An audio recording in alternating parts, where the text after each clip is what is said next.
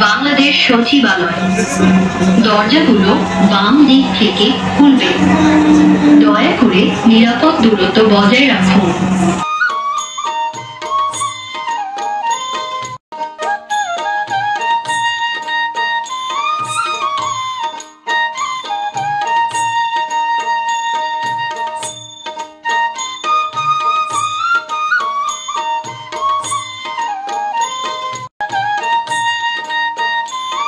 গন্তব্যস্থল উত্তরা উত্তর।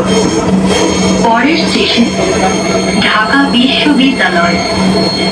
This train is bound for next station is University.